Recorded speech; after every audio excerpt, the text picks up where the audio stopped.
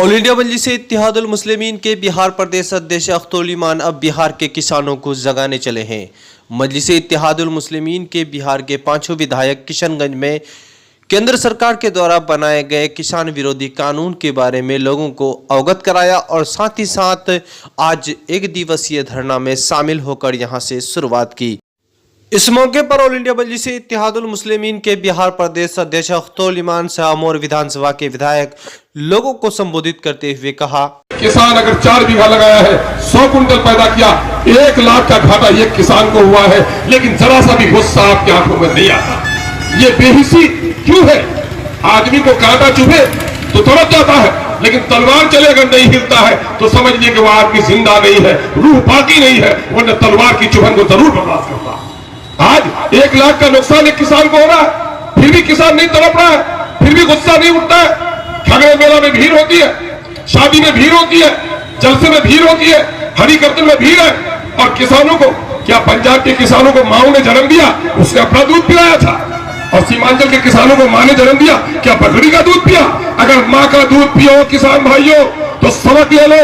जाड़े की ठंडी रातों में दिल्ली के बॉर्डर के इलाके में जो ठंडक पड़ती है, आपसे कई गुना ज्यादा पड़ती है। पंजाब के लोगों ने पूरे ठंडे के जाड़े को मौसम को 2.5 महीने या 82 दिन से आज वहां भूखे है, आज वो जाड़े में है। बारिश हुई, मोदी के गुंडों ने जाकर पानी बरसा दिया, डंडे चलाए, लेकिन मैं मुबारकबाद देता हूं पंजाब और हरियाणा की माओं को कि तुमने अपने ऐसे बेटे पैदा किए कि मोदी जैसे जालिम के सामने में आंख में आंख डालकर बात किया। और आज हम इस इलाके में है, कुछ भी मैंने मुर्दे पर 80 मन किया, 60 मन किया, 100 मन किया, सब कुछ बर्दाश्त करने के लिए तैयार है। सभी लोग किसान है, किसी का घर मानंदा के ऊपर है, किसी का कनके के ऊपर है, किसी का डोक के ऊपर है, किसी का परवान के ऊपर है। बताइए, आप नहीं कटे, आपका भाई का घर कटा कि नहीं? आपकी बेटी का घर कटा कि नहीं? आपकी खेती लाई गई कि नहीं? आपका बच्चा बर्बाद हुआ कि नहीं? डॉक्टर नहीं हॉस्पिटल में, ऑप्शन नहीं है कार्यालयों में, बच्चे हमारे पढ़ नहीं रहे, लेकिन सीमांचल के लोगों को गुस्सा नहीं आता। मेरे भाई क्या हो गया? आप याद करो अपने बचपन को, दूध पीते थे, उस वक्त चलने फिरने की ताकत नहीं थी, झल्लों में जिसे पालना कहते हैं, उस वक्त आपको गुस्सा आता था, उठ के बैठ जाते थे। कपड़े होते तो बच्चा उठा के वहां से फेंक देता था। चलना फिरना सीखा, माँ का आंचल पकड़ के बच्चा दूध पीना चाहा, माँ ने दूध नहीं पिलाया तो बच्चा पटक के जमीन में गिर गया। उम्र हो गई 5 साल 7 साल की, और मेला जाने के लिए तैयार हुआ। अब बाप ने कहा मेला नहीं जाओगे तो रात भर खाना नहीं खाया, गुस्सा करके आप सो गए, वही पटक के रोया। ऐसा होता है कि नहीं होता है? लेकिन अब तो हम जवान हो गए थे, हमारा गुस्सा भी तो जवान होना था ना। बहन को लेके आए हैं हॉस्पिटल में, डॉक्टर नहीं है और हमको गुस्सा नहीं उठता है। अगर बहन को लेकर आए हो डॉक्टर के यहाँ, माँ को लेकर आए हो, माँ तड़प रही है, बहन तड़प रही है, हामला औरतों के पेट में बच्चा लेकर परेशान है और कोई गुस्सा नहीं आता, तो समझो ऐसी जिंदगी मौत है। बचपन में गुस्सा आया, लड़कपन में गुस्सा आया, जवानी में तो तूफान होना चाहिए था। अगर डॉक्टर नहीं मिले तो जिस दिन हॉस्पिटल में डॉक्टर का गड़ेबान पकड़ लोगे लोगों उस दिन मुल्क आजाद होता है। लेकिन हमको गुस्सा नहीं आता। गुस्सा इबादत है, गुस्सा नेकी है, गुस्सा हराम भी है। शरीफ के खिलाफ गुस्सा करना हराम है, लेकिन गवार के खिलाफ, चोर को जूते मारना, डगों के खिलाफ गुस्सा करना, यह सवाब का काम है, और जालिम हुकूमत के खिलाफ गुस्सा दिखाना हमारी जिम्मेदारी है। पंजाब के लोग बैठे हैं आज वहां पर, डंडे खाए कि नहीं खाए? 100 लोग से ज्यादा मरे। सुरजापुरी को एक डंडा पड़ी जहां तो सुरजापुरी ना भागते हुए उसको रास्ता नहीं मिलता। यकीन जानो लोगों, तारीख इंसानी की यह शहादत है कि जो कौम लड़ती है वो कौम दुनिया में इज्जत की जिंदगी गुजारती है। जिन लोगों ने जंगों में गर्दन कटाए हैं, उनके बच्चों के सरों पर ताज आया है। जिन लोगों ने गर्दनों को झुका कर किया है, उनकी नस्लों से गुलाम पैदा हुआ है। सीमांचल अगर सरदारी का शौक रखते हो तो गुलामी की जिंदगी नहीं, आजादी के खातिर डंडा उठाना आपका फरीजा है। ये डंडा उठाने के लिए हमारी मां को दावत देने के लिए आई। किसानों का मसला है, सारा दिन किसानों पर। आप जानने कितनी बड़ी मुसीबत आने वाली है। अडानी ने यहां पूर्णिया से कटिहार के बीच में हजारों एकड़ जमीन सिर्फ गुड़ावन के लिए खरीदा है। आपको पता ही नहीं ये सारा मामला क्या हो रहा है, देश बिक रहा है। अभी देखिएगा इस बजट के बाद 25 से 30% आपके ट्रेन की टिकट में इजाफा होने जा रहा है। हवाई जहाज जो 5,000 में मां मरती है, अब बेटा जो चले आता है, अब हवाई जहाज का 5,000 वाला टिकट 8,000 होने जा रहा है। सारी चीजों की कीमत बढ़ रही है। गरीबों के चूल्हे में उजाला प्रोग्राम लेकर आया मोदी। आप बताइए कि 400 रुपए का गैस आज 950 हो गया कि नहीं हो गया? खाद की कीमत बढ़ी, फसलों की कीमत घटी, दवाओं की कीमत बढ़ी, बीमारों की परेशानी बढ़ी, लेकिन आपके बच्चे अनपढ़ हो रहे हैं, बीमारी बढ़ रही है। इसकी वजह क्या है? इसकी वजह यह है कि हम लोग लड़ने के लिए तैयार नहीं है। भाई से भाई की लड़ाई हो जाए तो हम वहां पर डंडा तलवार सब निकालने के लिए तैयार है, लेकिन हुकूमत जुल्म पर जुल्म किए जा रही है, लेकिन हम लड़ने के लिए तैयार नहीं है।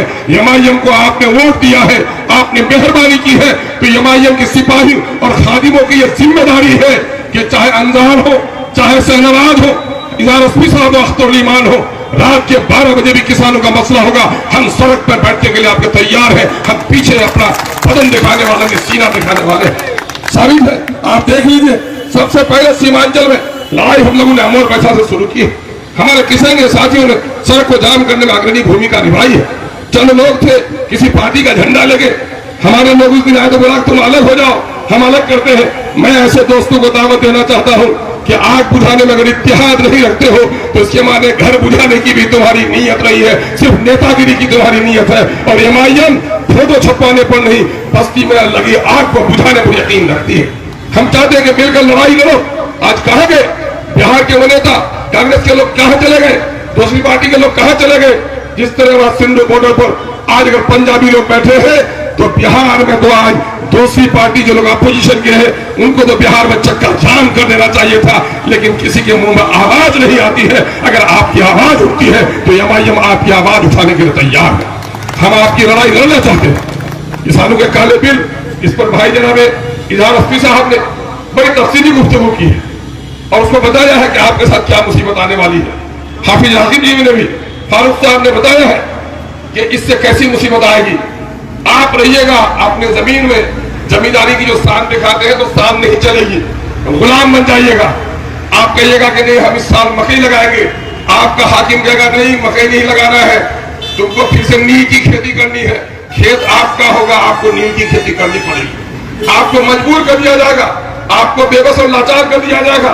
हमने कहा था अपने पार्टी के हमारे जनरल सेक्रेटरी जनाब भाई नूरुल इस्लाम साहब को कि किसानों को दावत दीजिए कि वो अपने ट्रैक्टरों का मुजाहरा करे।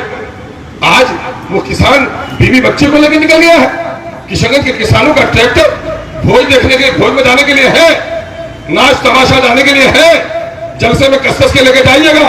यकीन जानो जलसे में जाने वाले लोगों, हरि कीर्तन करने वाले लोगों, मेला में भीड़ लगाने वाले लोगों, अगर तुम्हारे किसानों की हालत अच्छी नहीं रही है तो तुम्हारे जलसे का पिंडाल भी खूबसूरत बाकी नहीं रह पाएगा, तुम्हारा भजन कीर्तन भी मंदिर भी अच्छा नहीं रह पाएगा।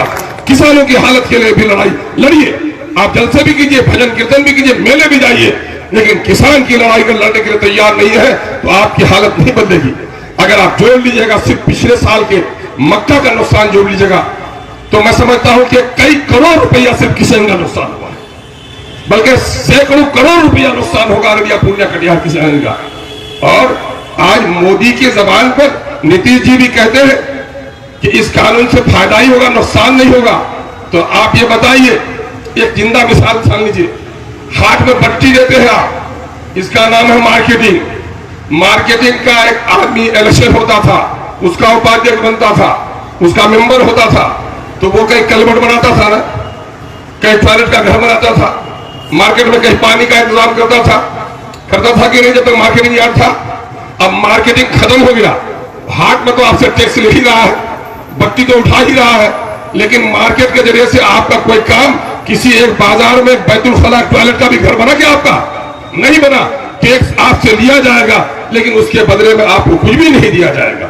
ये काला कानून अगर पास हो गया तो हमारा और आपका बड़ा नुकसान होगा। किसान अगर 4 बीघा लगाया है, 100 कुंटल पैदा किया, 1 लाख का घाटा एक किसान को हुआ है, लेकिन जरा सा भी गुस्सा आपकी आंखों में नहीं आता। ये बेहिसी क्यों है? आदमी को कांटा चुभे तो तड़प जाता है, लेकिन तलवार चले अगर नहीं हिलता है तो समझ लीजिए कि वह आदमी जिंदा नहीं है, रूह बाकी नहीं है, वरना तलवार की चुभन को जरूर बर्दाश्त करता।